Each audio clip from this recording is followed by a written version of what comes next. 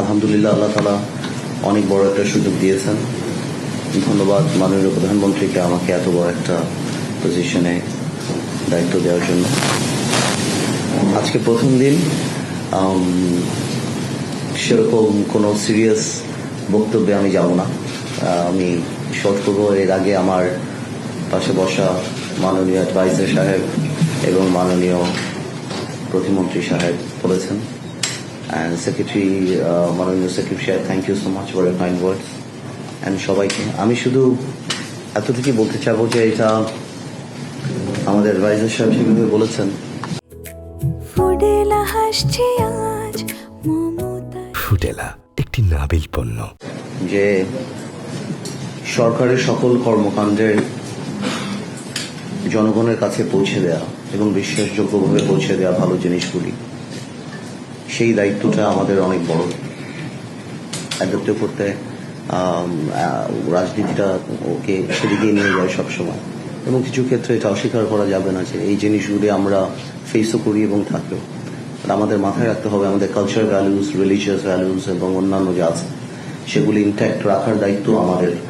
আমাদের মুক্তিযুদ্ধের চেতনা থেকে আরম্ভ করে যা যা আছেন আমাদের গর্বের যে জায়গাগুলি, সেই জায়গাগুলিও যেন আমরা ইনট্যাক্ট রাখতে পারি, সেই দায়িত্ব আমাদের অনেকখানি।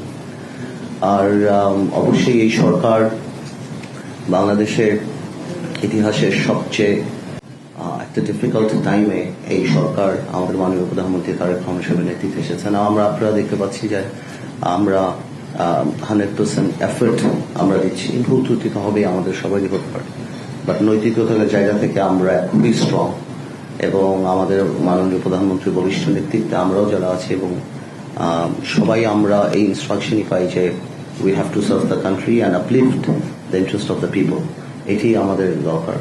সংবাদ মাধ্যম থেকে আমরা দেখেছি যে সংবাদ মাধ্যম বা অন্যান্য মিডিয়া, এটাও মানতে হবে যে ওনারাও গণতন্ত্রের একটা অনেক বড় স্তম্ভ। এই 17 বছর আমাদের লড়াইটা ছিল গণতন্ত্রকে পুনঃপ্রতিষ্ঠা করা, যেটা নামে মাত্র গণতন্ত্র ছিল। বাট আমরা জানতাম যে একটা ফেসবুক স্ট্যাটাস দেওয়ার পরেও অনেকের অনেকবারই 10 বার চিন্তা করতে হতো স্ট্যাটাসকে আমি রাখবো কি রাখবো না। সেটা সংবাদ মাধ্যমের মধ্যেও ছিল, বাট তারপরও স্বীকার করতেই হবে যে সংবাদ মাধ্যম গত 17 বছরও সেই ধরনের আপনার কন্ট্রোলিং নেচার, এবং কথায় কথায় সেই সময় বলা যে টেলিভিশনের লাইসেন্স কারা দিয়েছে, কাদের কথা বলতে হবে সেই যে মনে করিয়ে দেওয়া, হাত বেঁধে দেওয়া সাংবাদিক। তার মধ্যে থেকেও আমরা যতগুলি খবর পেয়েছি, আমরা যা যা খবর পেয়েছি সরকারের বা সবকিছু যে এটা ওয়েদের ফেইল্ড ওই সময় আর কি, বা যে অ্যাট্রসিটি বা যে অত্যাচার বা যেভাবে গণতন্ত্রের মুখ বন্ধ করা হয়েছিল, অন্যান্য যা যাই আছেন সংবাদ মাধ্যমের মাধ্যমে কিন্তু আমরা জানতে পেরেছি। তো সুতরাং আমাদের এই জুলাই আন্দোলনে কোনোভাবে সংবাদ মাধ্যম বা যারা যারা আছেন তাদের ভূমিকাকে খাটো করে দেখার কোনো সুযোগই নেই সব দিক থেকে। তো আমাদের মাথায় রাখতে হবে যে আমরা অবশ্যই এই মন্ত্রণালয়ের দায়িত্ব রেগুলেট করা, বাট কোনোভাবেও যেন আমরা কন্ট্রোলে না যাই। মাথায় রাখতে হবে যে আমাদের সকলেই কর্মে, আমি এই কথাগুলি বারবার বলি বিকজ 17 বছরে একটা ওয়েতে সারা বাংলাদেশ চলেছে। It is very difficult to change the system, because সিস্টেমের মধ্যে তো পড়ে যায় সবকিছু।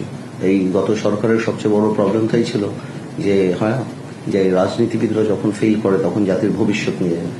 তো 17 বছরে আমরা এটা এখন রিয়েলাইজ করি সরকার এসে যে 17 বছরে জুডিশিয়ারি থেকে আরম্ভ করে, পলিটিক্স থেকে আরম্ভ করে, স্ট্যাচুটরি বডি পার্লামেন্ট থেকে আরম্ভ করে প্রত্যেকটা ডিপার্টমেন্টে এমনভাবে নৈতিক অবক্ষয় বা এমনভাবে কর্মপরিকল্পনা বা এমনভাবে করা হয়েছে যেটা সময় লাগবে, এটা আমিও বিশ্বাস করি, আমিও রিয়েলাইজ করি।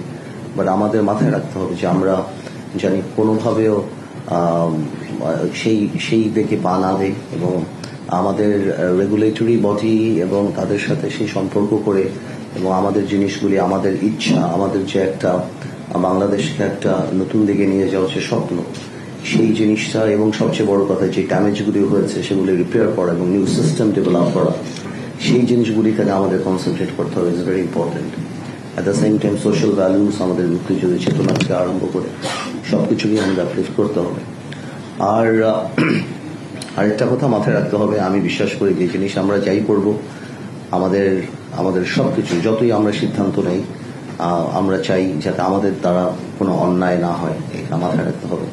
যখনই আমি বিশ্বাস করি পার্সোনাল লেভেলে যে যখনই আপনি ভালো কিছু করতে চাবেন, আল্লাহর একটা রহমত আপনার উপরে থাকবে। আপনি যদি if your intention is good, তাহলে একটা ডিভাইন ব্লেসিং আল্লাহ তাআলা দিয়ে দেয়। সেটাই মাথায় রাখবো আমরা, যাতে আমরা আগামীতে ঠিক করে কাজ করি সবাই মিলে ভালোভাবে। It's team work. আপনারা যেখানে বসে আছেন আমার চেয়ে অনেক বেশি এক্সপার্টিজ আপনাদের।